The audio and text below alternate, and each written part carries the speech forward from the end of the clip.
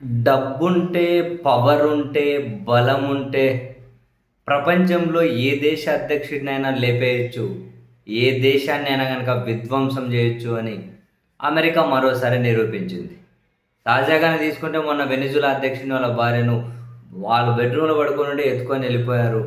ఎందుకు అనంటే వెనిజులా చమురు మాకు కావాలి. అక్కడ అధ్యక్షుడు మదురో అడ్డం ఉన్నారు. ఆ మదురో అడ్డం ఉన్నారు కాబట్టి ఎత్తుకొని ఎళ్ళిపోయాం. ఇప్పుడు ఆ చమురంతా మాదే. వెనిజులా చమురు ఎవరు కొనాలన్నా కూడా మాతోనే సంప్రదింపులు జరపాలని నిస్సిగ్గుగా ప్రకటించారు. తర్వాత ఇప్పుడు ఇరాన్ వంతు వచ్చి అక్కడ ఖమేని ఇరాన్ సుప్రీమోను చంపేశారు. ఎందుకనంటే ఇరాన్‌తో ఫస్ట్ నుంచి కూడా వైరం ఉంది. అక్కడ గాని సంపద మీదే కన్నేశారు. వాళ్ళు అడ్డుకుంటూ వచ్చారు. అది ఒక పక్క సంపద, మరో పక్క వీళ్ళ ఇగోని దెబ్బతీస్తూ ఉన్నారు గదా! వీళ్ళ మాకెదురు చెబుతున్నారని చెప్పి ఒక ఇగో ఉంది కదా అమెరికాకి, దాన్ని దెబ్బతీస్తూ ఉన్నారు కదా. సో ఇంక ఈ కారణంతోటే తీసుకెళ్ళి ఆయన్ని చంపేశారు. ఫస్ట్ వీళ్ళెళ్ళి డబ్బులు ఎదజల్లి రకరకాలుగా చేసి ఇరాన్‌లో మొత్తం మీద అలజడులు, నిరసనలు రకరకాలుగా చేసి అక్కడ ప్రజలను రెచ్చగొట్టి చేశారు. అది వర్కౌట్ అవ్వలే. చివరికి నేరుగా వెళ్ళేసి ప్రపంచంలో అంత ఆయుధాలంతా బాంబులన్నీ మా దగ్గరే ఉన్నాయి కదా అని చెప్పి తీసుకెళ్ళి ఆ బాంబులు పడేసిండ్రు. వరుసపెట్టి ఇజ్రాయెల్, అమెరికా యుద్ధాలు లేకుండా, వాళ్ళు హత్యలు లేకుండా, వాళ్ళు మనుషులను చంపకూడా ఒక్క రోజు కూడా వాళ్ళు భూమి మీద బ్రతికే పరిస్థితే ఉండట్లేదు. వాళ్ళ బతుకులంతా అంతే. పోనీ ఇప్పుడు వీళ్ళు ఇక్కడ ఇరాన్‌లో ఈరోజు ఖమేనీని చంపో, ఇంకొకటి చంపో, ఆడేమైనా బొచ్చు పీకేది ఏమన్నా ఉంటుందా? పోనీ ఇంతకుముందు చరిత్రలో వీళ్ళు ఏమైనా బొచ్చు పీకినేది ఉందా? 1950 నుంచి తీసుకుందాం. రెండో ప్రపంచ యుద్ధం ముగిసిన తర్వాత నుంచి ఆయన బొచ్చు పీకినేది ఏమన్నా ఉందా? ఇప్పటి నుంచే ఈ ఈ లేటెస్ట్‌గా బొచ్చు పీకిన దగ్గరికి వెళ్ళి ఇప్పుడు వెనిజులా ఏం బొచ్చు పీకినారు? ఆ సంపద తీసుకొని వచ్చారు. ఏమన్నంటే అక్కడ ప్రజల గౌరవం అంటారు. ఏంది వీళ్ళు నిలబెట్టేది? అంతకుముందు లిబియానే తీసుకో, ఏం బొచ్చు పీకిండ్రు? గడాఫీని చంపేసిండ్రు. చంపేసి గడాఫీ చనిపోయిన తర్వాత కూడా సివిలియన్ వార్ కంటిన్యూ లక్షల మంది చచ్చిపోయినారు. ఏం బొచ్చు పీకిండ్రు వీళ్ళు? అంతకుముందు ఇరాక్నే తీసుకో, సద్దాం హుసేన్ చంపేసిండ్రు. సద్దాం హుసేన్ చంపేసిన తర్వాత ఏం బొచ్చు పీకిండ్రు? అక్కడ ఐఎస్ఐఎస్ పుట్టింది. మొత్తం తీవ్రవాదం, ప్రపంచాన్ని తీవ్రవాదంలోకి నెట్టేశారు.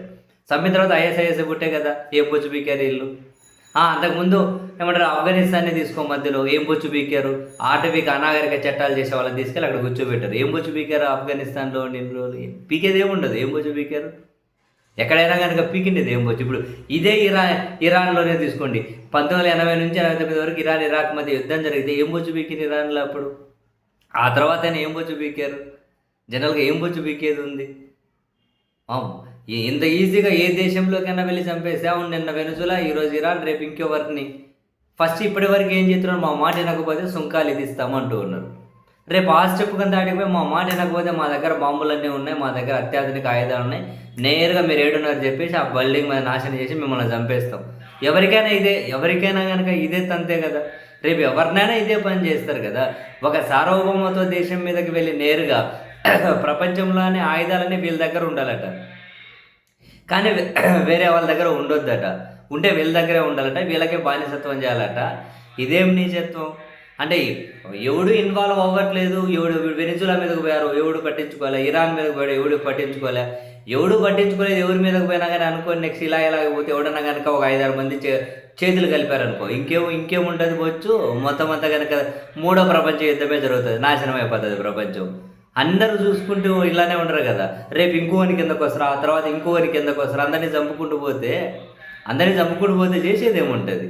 అంత మా దగ్గర ఉంది, బలం ఉంది, విచ్చలవిడిగా మేము ఎలాగైనా కనుక పోయి బరి తెగించి మీద పడిపోతాం, చంపేసుకుంటూ పోతాం.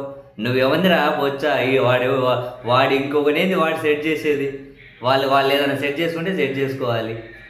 జనరల్గా అన్ని దగ్గరకు చొరబడిపోయేసి సంపేత్తాం ఎత్తుకొని వెళ్ళిపోతాం. ఈ విధంగా చేసుకుంటూ పోయి రేపు నెక్స్ట్ ఇంకేవో దేశ అధ్యక్షునికి మూడుతుందో, ఎవరి మీద భయపడుతుందో, నెక్స్ట్ ఎవరిని చంపేస్తుందో ఎవరికి తెలుసు. మొత్తం ఇప్పుడు ఈ ప్రపంచం అంతా అనిశ్చితి లేకపోయాయి కదా. ఎక్కడ చూసినా దుబాయ్లో ఇంకో దగ్గర మనోళ్ళు చిక్కుకున్నారు, భారతీయులు ఇబ్బందులు పడుతూ ఉన్నారు. ప్రపంచం అందరూ ఇదే ఇబ్బంది పడుతూ ఉన్నారు కదా.